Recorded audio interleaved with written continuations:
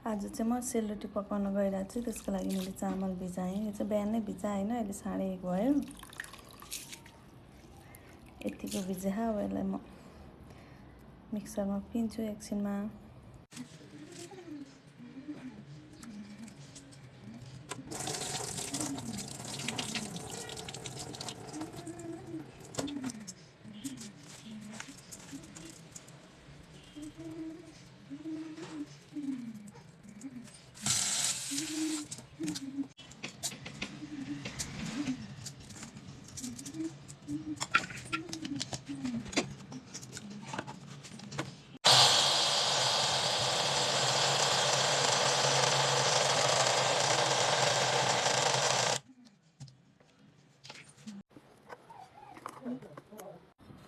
मिक्सरबाट पिस्दा चाहिँ यस्तो भइसकेको थियो। बाक्लै छ छन् चाहिँ अलिअलि, तर धेरै पानी हाल्नु पर्दैन होइन।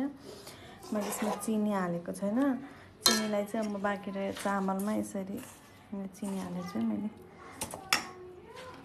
चिनी हाल्छु अलिकति, बाँकी रहेको चामलमै चिनी हालेर नि यसलाई नि म सँगै मिक्सरमा पिसिदिन्छु। पिठो चाहिँ यस्तो बाक्लै छ होइन, यतिको छ। म यहाँ सुजी पनि हाल्छु अनि थोरै हाल्छु। यसले चाहिँ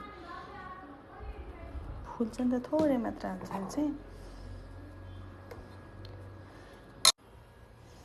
म 1 चम्चा घिउ हाल्छु। यो चम्चाको 1 चम्चा घिउ हाल्छु।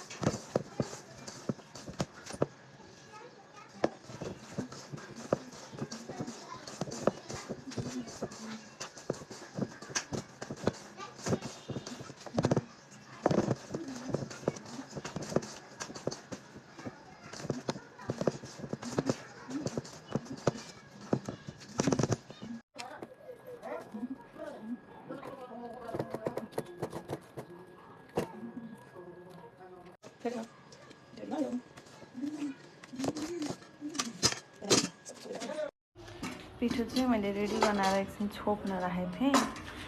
पिठो चाहिँ यतिको भएको छ होइन, अनि बाक्लै भएको छ। म यसलाई पानी हालेर मिलाउँछु। अनि बाक्लै छ होइन। मैले यति जेलमा यहाँ ताई बसालेछु। अब म सनफ्लावर तेल राख्छु र पकाउँछु साह्रो।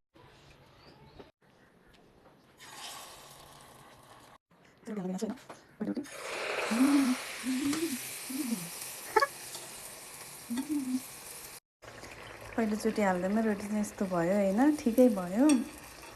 रोटी राम्रो भयो। अब हामी खान्छौँ एकछिनमा पकाइसकेर। ठुलो भएछ अनि एउटा हातले मोबाइलसँग नि एउटा हातले गर्ने गर्दा यस्तो भयो, तर ठिकै भयो। पहिलोचोटि पकाएर रोटी, फर्स्ट आजको।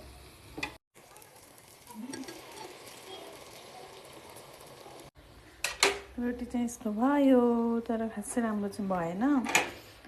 तर यस्तो यहाँभित्र पिठो बसेको चाहिँ छैन क्या,